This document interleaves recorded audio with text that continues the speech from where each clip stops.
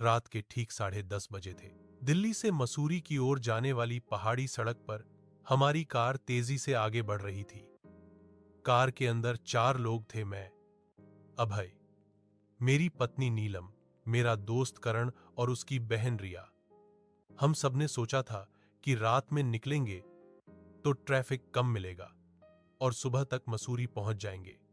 लेकिन हमें क्या पता था कि यह फैसला हमारी जिंदगी का सबसे डरावना फैसला साबित होने वाला है। बारिश की हल्की फुहार शुरू हो चुकी थी। सड़क के दोनों ओर घने जंगल थे और दूर दूर तक कोई रोशनी नहीं। कार की हेडलाइट्स के सिवा अंधेरे में कुछ भी दिखाई नहीं दे रहा था। रेडियो पर हल्का सा गाना चल रहा था, लेकिन अजीब बात यह थी कि गाना बार बार अपने आप बंद हो जाता। ये रेडियो बार बार क्यों बंद हो रहा है? रिया ने हल्की घबराहट में पूछा। सिग्नल की दिक्कत होगी, मैंने हंसते हुए कहा। लेकिन सच कहूं तो मेरे दिल में भी अजीब सी बेचैनी थी। करीब 1 घंटे बाद हम एक ऐसी जगह पहुंचे जहां सड़क 2 हिस्सों में बांट रही थी।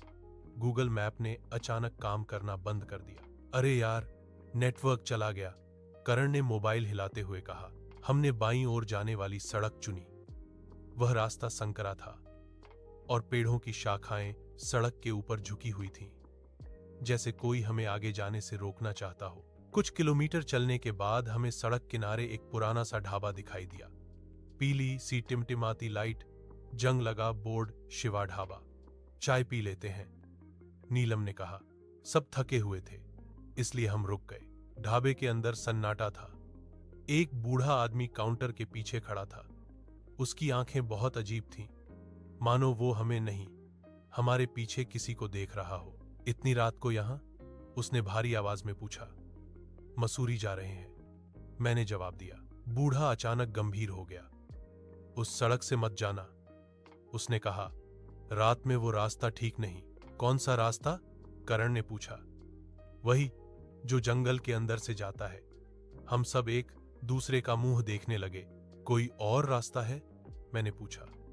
बूढ़े ने सिर हिलाया। सुबह तक यहीं रुक जाओ। हमने उसकी बात को मजाक समझा, चाय पी और वापस कार में बैठ गए। जैसे ही ढाबा हमारी नजरों से ओझल हुआ, हवा अचानक तेज हो गई। पेड़ सरसराने लगे। सड़क पर कोहरा छा गया, इतना घना कि 10 फीट आगे भी कुछ न दिखे। तभी धप, कार के सामने कुछ टकराया। मैंने ब्रेक मारे। क्या था ये? नीलम चीख पड़ी। हम बाहर निकले।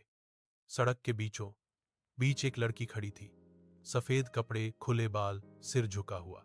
अरे, ठीक हो? करण ने पूछा। लड़की ने धीरे धीरे सिर उठाया।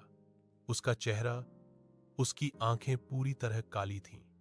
अचानक उसने चीख मारी, एक ऐसी चीख जो सीधे दिल में उतर गई।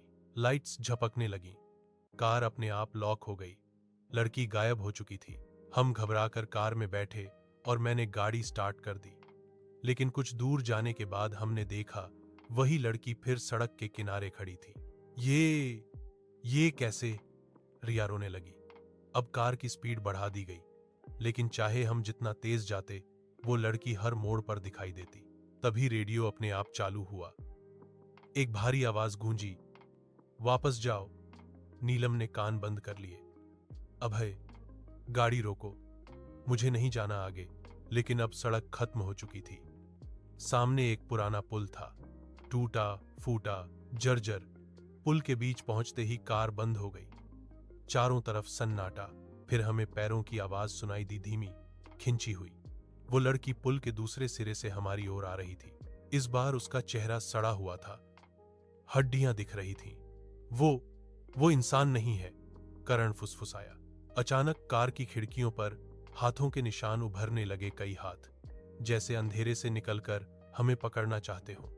मैंने आखिरी कोशिश में चाबी घुमाई। कार स्टार्ट हो गई। हमने बिना पीछे देखे पुल पार किया। कुछ देर बाद हमें वही ढाबा फिर दिखा, शिवा ढाबा। लेकिन इस बार ढाबा जला हुआ था, खंडहर। बोर्ड टूटा पड़ा था और नीचे लिखा था, यह ढाबा 20 साल पहले एक हादसे में जल गया था। यहां काम करने वाले सभी लोग मारे गए। हम सब सन्न रह गए। सुबह की हल्की रोशनी फैल चुकी थी। हम किसी तरह शहर पहुंचे। वहां एक बूढ़े आदमी से हमने उस लड़की के बारे में पूछा। उसने कहा, 20 साल पहले एक लड़की की उस सड़क पर एक्सीडेंट में मौत हो गई थी। लोग कहते हैं वो आज भी रात में यात्रियों को रोकती है ताकि कोई और उसकी तरह उस सड़क पर न मरे। आज भी जब मैं रात में ड्राइव करता हूं और सड़क पर अचानक कोहरा छा जाता है तो मुझे लगता है कोई सफेद कपड़ों में अब भी किसी मोड़ पर खड़ी है।